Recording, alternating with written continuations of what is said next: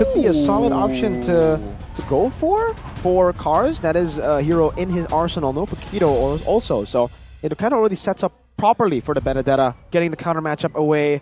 No X-Borg, leaving only... Is CC not an option here? Oh, you're right. I completely forgot about CC. No Angela, and you're up against team members.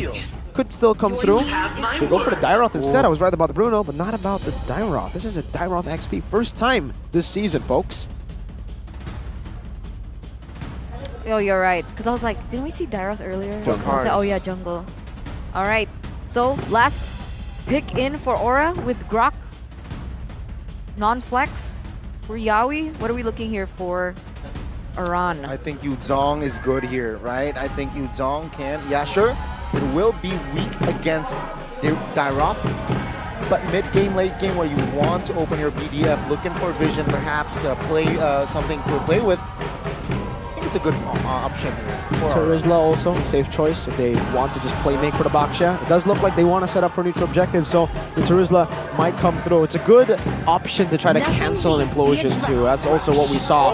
But they will be the ones to pick up the Benedetta. It's Benedetta for Aran, a signature pick, we might say. All right, and there it is, ladies and gentlemen. The drafts are in. So we don't see any cheese picks just yet. No, I think they've learned their lesson. They tried to use cheese picks in week 1, and that was the week 1 where the Mirko guy put them at no playoffs in the tier list. So I think they're going to stop with the cheese picks. They're going to start with the objective orthodox picks. But right now, either or, the audience is feeling it. Rebellion and their supporters are definitely feeling it. It feels like an RRQ match, honestly, with how loud they are. It definitely is a full house to the back. I think they're still lining up outside the arena right now. Ladies and gentlemen, for the last match to close out MPL ID Season 13, week number 2. With the closing match as the Red Dragons look to stay in the green zone, but so do the Red Bulls. The Blue Bulls. Yeah. Auditizi. He could actually fit in that description you just gave him, a Red Bull. Because he was part of the Bigatron Beta roster that won MDL Season 6. He was a red player turned bull. It's a nice nickname, Eternal. You're really smart with it. I'm sorry. I didn't even know that you understood what I meant. It was like a little joke. I got you, man. Look at the orange buff, See, though. look at him. He's also splashing the BTR thing. But yes, look at the orange buff. Rerouting. Whoa. What the heck was that? Audi? I think it was Audi. I think Yawi might have been able to use the barrier very well. I'm taking a look at the emblems here one by one as a QC from Cars. An interesting choice, so he does want to stay in his lane as much as he can. Meanwhile, Aran, he's going full crazy mode. I love the lethal ignition. Hopefully, he doesn't go and, you know, half-bake this lethal ignition. I really hope he just goes full damage. He's already on lethal ignition. Might as well be the assassin that we once know you for. But what does that lane look like, right? Dairoth and Benedetta. Clearly, the Benedetta does clear fast, but if they go, oh, wait a minute. Oh, there's a stun with the shield unity. Oh, Vincent will dash away. But it seems like Rebellion, they might want business. Cars jumps in onto with Dugan with the help of Audi as well. That's first blood for the Blue Bulls. Vincent grabs it. And that's the shred coming through as they are still going to rotate towards his top side. Put a little pressure onto Aran, but let's say without that rotation, Dairoth, Benedetta. Dairoth. In lane, Dairoth. Aran definitely has more outplay potential as the game goes on with more damage and with level 4. He really is dependent on that final blow as well to look for more dashes to outplay. But in lane, early pressure is definitely for Cars. He wins it, and that's why he was able to rotate faster towards good initiation from Vincent. So now, Aura already setting up for the next neutral objective. It's actually going to be instantly taken out. Absolutely no contest from Rebellion Esports. They couldn't have contested that. They used a lot of their resources onto Aura. Meanwhile, oh, Kabuki taking some heat in the bottom side of the map. Take a look at Audi and Yawi now, screaming at each other. And it seems like no commitments. Oh, Implosion Flicker committed by Audi. Takes Yawi back. The damage is not gonna be there for Yawi to be taken down just yet. So before we began, we were like, you know, let's give Audi a taste of what a world champion roamer is like. And he's like, I don't care. Let's pick him off. Yeah. I love the mentality that this kid has.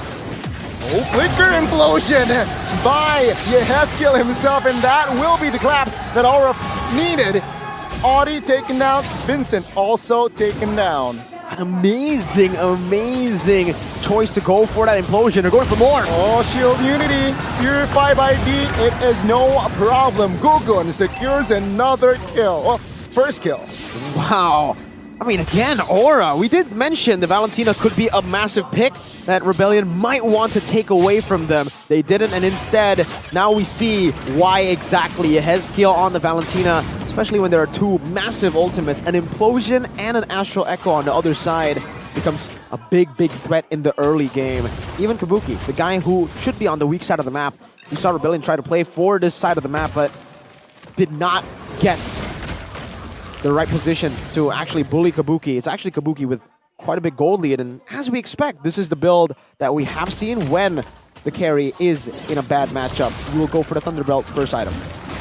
It's a lot more safer pick here for Kabuki, and you can already see that he's doing well, but maybe on the top side, the trades coming in. You're right, Iran is having difficulty being Iran. He's having difficulty rotating around the map that we usually see and we are usually accustomed to seeing.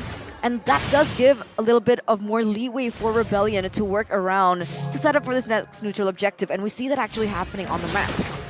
Yeah, Kars is already rotating all over. Iran has a level lead though. Let's see here. Both teams hovering around the turtle that has been resetted. Aura. Well, looking for an opening with Yaoi, all danger. Oh, as well as Final Blow will have grab more space for Gugun to secure the turtle. Yeah, he was a level above anyway, right? So it should have been his turtle to secure. So up until this point, we talked about retribution battles before this matchup begun, and Aura is still sitting at 100% turtle rate. Gugun doing Gugun things.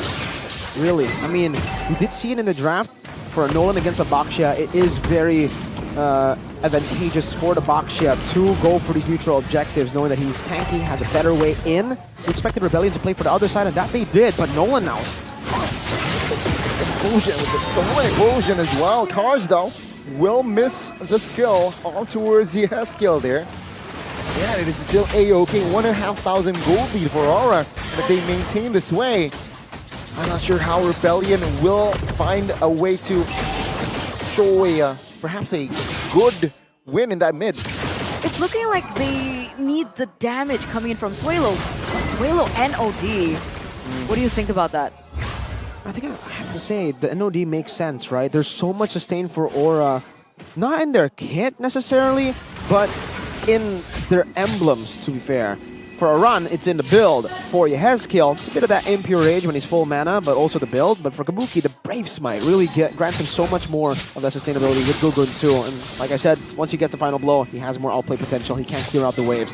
And yeah, I think I like the NOD here, but they need a bit more damage. Oh, good charge on towards Sterl. Audi, though, with the implosion under the turret, will find Yaoi. That's a 1-for-1D for Yaoi, still favorable for the Red Dragons. Yeah, that's super, super worth. I mean, you take a gold laner, you take it away, and you also stop the snowballing from ever happening. Completely good trade. You can already see that Kabuki is already on the next neutral objective as well, the next turret, rather. And now, Aura are already very quick to set up for the next turtle as well. And here it is, Gugun and Vincent. Let's see who gets this retribution battle. Petrified, Vincent trying to escape, still surviving for now, but Iran will be punished by Kars. Good Astral Echo spotting too, but of course, perfect turtle for Aura. Impressive usage of the full damage, but the utility playstyle. He went in as an assassin, but there's another skirmish. Oh, the power charge, wall charge rather, for Audi, and implosion force. The damage will not come through. Kabuki secures the kill with a free hit in the great positioning. Wow, back to the point. How Iran was able to play that, he is going for full damage, just has a little bit of a component there for Dreadnought armor to stay alive in that lane against the Dairoth. Wait, oh, man, come on. Yaoi, I'm trying to analyze here, man. Come on, please. I'm sorry, please, man. Stop with the conceal. Anyways, yeah. back to the point, Aran, the way he's playing, he's just going in on the Nolan. He knows that it's okay if he gets picked off as long as Aura are able to get the turtle. Because really, they are playing to snowball through Gugun and to get Kabuki into a good spot for that mid game. If they do so, it's going to be great. For Rebellion, now it gets really, really tough for them. Their snowballing did not work, and D isn't even farming well enough. I got nervous, sorry. I saw YEAHHH walking up and I'm like, is he going to make another moment? But he just walks past. He's receiving a hefty amount of damage, by the way, already. So despite... Well, I think that damage was from Suelo, was it not? So despite the NOD, there is still damage coming through. But like you mentioned, maybe not enough at this point. I'm curious to see what the items are looking right now. I mean, for Audi, they have Radiant Armor built up. There's already respect given a YEAHHH skill. Suelo with the glowing wand too. So... You're right. For Rebellion, they still can play for the mid to late game. They can stabilize in a bit. But with Aura having so much side control, side wave power with that Benedetta, it is going to get very, very tough for them to make decisions here in the mid game. The Lord is up now, and Aura can continuously just put pressure, forcing errors from Rebellion. Do they want to clear up top, or do they want to contest? They gotta commit onto something. They cannot hesitate. Do you think the call is going to commit to YEAHHH? Alright. That's wise. They're just opening up the vision here. Trying to set up properly. They should know where YEAHHH and Kabuki are right now, right? Right, Vincent? Like oh, well, charge on towards Vincent and take a look at the damage that Kabuki is giving. And one more Shuriken does it, and he will fall. Now, Implosion Flicker will catch out one member, and that is Kabuki. But the cover by YEAHHH will save his life, not for long though, as Suelo will secure the kill. Aran finds the angle and finds Cars in the process as well, as the Lord will be taken out by Aura. So 2 trades for Rebellion. From a Rebellion, they lose Kabuki, but they still get the objective in the process. And at this point, it's still so early on that Kabuki will be able to spawn just in time. And once again, Aran just being that dominant force, pressurizing and terrorizing everyone who walks right by him. It's a confusing question. Who is it worth for? On paper, 2 for 1 definitely favors the team that got 2.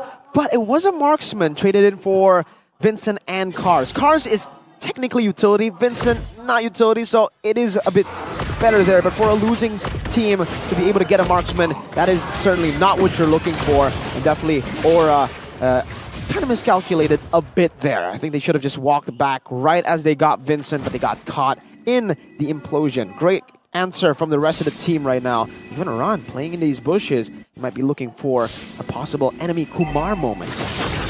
Let's see here. And with that iron for an eye, Aran his mobility is still very, very fast though. Yeah, 4,000 gold though built up. Right in the 11th minute, but Vincent. Oh, with the final blow, Petrify as well. Vincent now will take some heat. Survives though. Take a look at the cover from Rebellion members. They're trying to make Aran fall back. He's starting to hurt.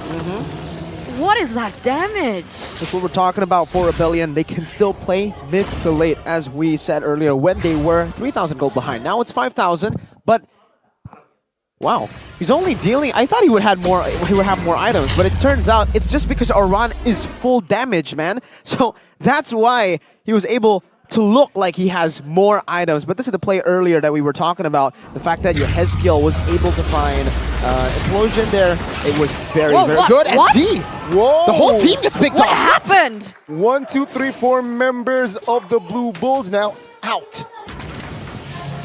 What in the world was that? We come back and they're already sieging into the base. Suelo is the only one to defend this. They can end. 8 seconds for Vincent. Let's see. They have a minion to crash, and Kabuki now still alive. Focusing on the base, focusing on Suelo, and that mistake proven costly. The Blue Bulls will fall as Aura Fire. They strike first. I hope we get the replay on that, because it was during a replay that a fight happened. I think it was in the bottom right corner of our screen. The 4 members were picked off. I think a YEAHHH set, and then your Hezkiel follow up with Implosion. Traded just for Aran. It's not worth it. It's too small, I can't see.